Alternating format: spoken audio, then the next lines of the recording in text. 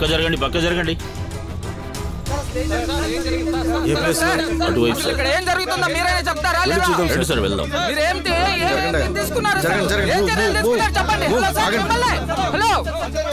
Sir లోపలికి వెళ్ళలేం sir, అది చాలా రిస్ట్రిక్టెడ్. కమిషనర్ జైలుకి వెళ్ళారు సార్. ఈ సిచ్యువేషన్ మీరు అనుకున్నట్లేమీ లేదు. ముందు ఎలక్ట్రిసిటీ కట్ చేయాలి. నా విజయ్, జైల్లో ఎట్టి పరిస్థితుల్లో కరెంటుని ఇతర వాటిని కట్ చేయడానికి వీల్లేదు. ఇదంతా గవర్నమెంట్ వాళ్ళు పెట్టిన రూల్ విజయ్. సార్ బయట కొంచెం ప్రాబ్లంగా ఉంది. ఖైదీల స్నేహితులు బంధువులు వచ్చి గేటు ముందు గొడవ చేస్తున్నారు. త్వరగా రండి సార్.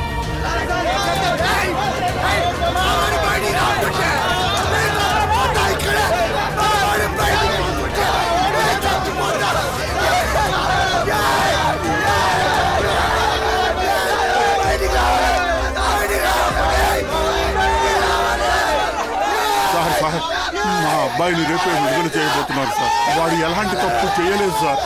వాడిని దయచేసి వదిలిపెట్టండి సార్. నాకున్న ఒకే ఒక్క కొడుకు వాడు సార్. వాడికి గనక ఏదైనా జరిగిందంటే ఈ జైలు ముందే ఉరేసుకొని చస్తాను సార్.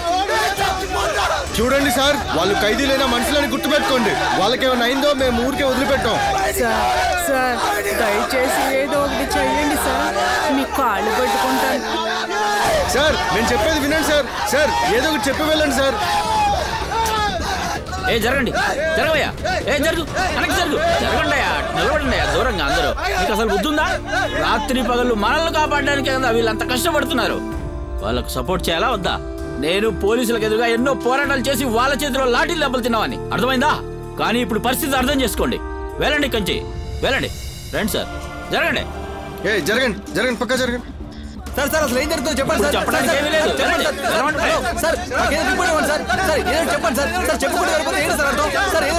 చెప్తే అర్థం కావట్లేదు సార్. ఎన్నిసార్లు చెప్పాలి మీకు?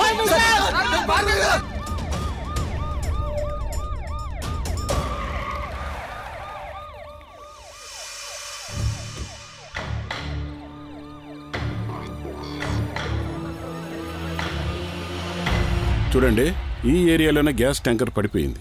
సెంట్రల్ జైలు ఉండేది ఇక్కడే.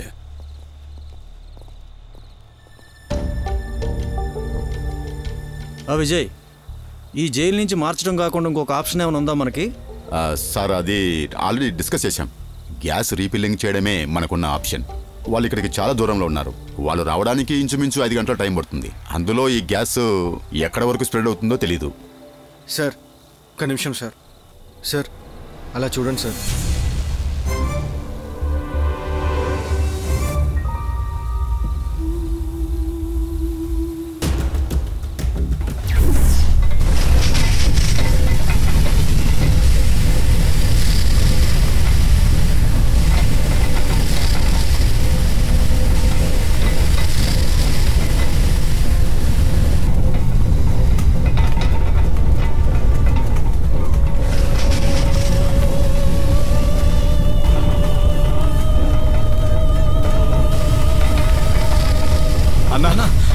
ఏమైంది?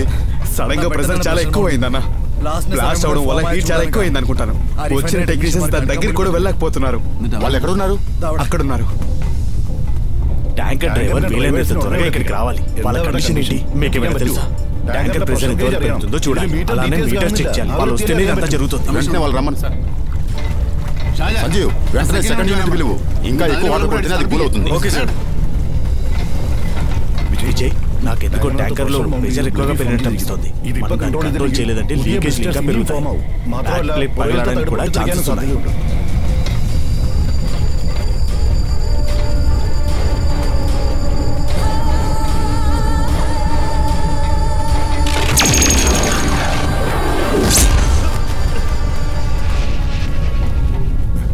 విజయ్, ఇంకొంచెం ప్రెషర్ పెరిగిందంటే సెకండ్స్ లో బ్లాస్ట్ అయిపోతుంది. అది మౌంట్ అవుతుంది విజయ్.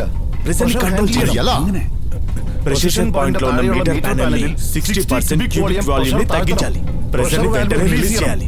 But it's dangerous. ఒకవేళ అలా చేసామంటే లోపల వెంటనే హీట్ అవుతుంది.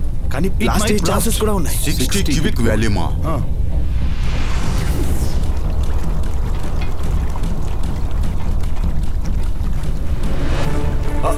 విజయ్, నో విజయ్, చెప్పేది నేను. అది చాలా ప్రమాదం. విజయ్ వద్దు. విజయ్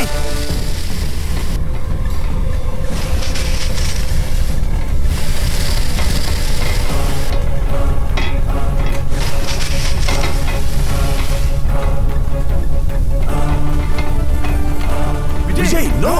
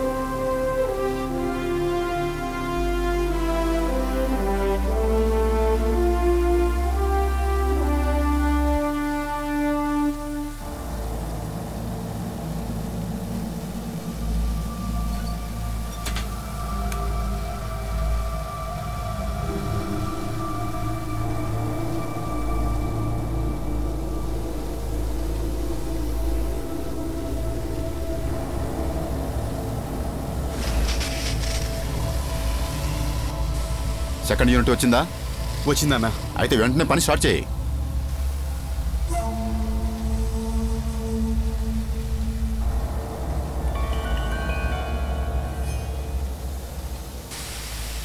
నువ్వు గమనించావా? చూసావా విజయ్, చేసేస్ కనెక్ట్ ల్యాబ్ ని సరిగా ఫిట్ చేయలేదు. Waste fellows. ఇంత కేర్లెస్ గా అక్కడ ఉన్న వాళ్ళు పనిచేసేది. కరెక్ట్ గా ఫిక్స్ చేస్తుంటే అది కింద పడేది కాదు. సేఫ్టీ గురించి కొంచెం కూడా పట్టించుకోలేదు. Waste fellows.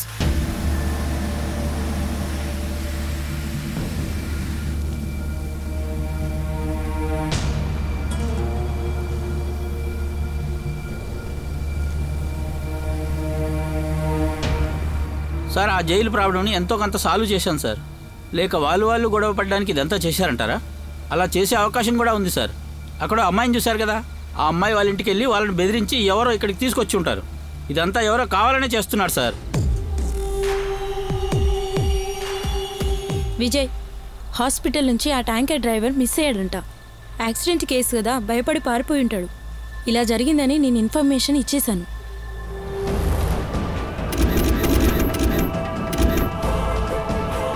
చూసావా విజయ్, చేసేస్ కనెక్ట్ ల్యాబ్ ని సరిగా ఫిట్ చేయలేదు.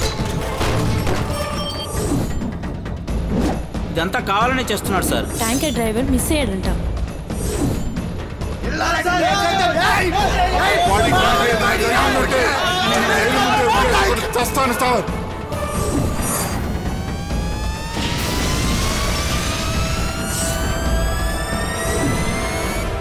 మేడం, ట్యాంకర్ అదుపు తప్పే పని లేదు. ఎవరో కావాలనే చేశారు. నాకు తెలియలేదని మీరనుకోకండి. 50 టన్నుల గ్యాస్ ట్యాంకర్ ఇక్కడ పడిపోయింది. ఈ సిటీ మొత్తం తగలబడిపోవడానికి అది చాలు.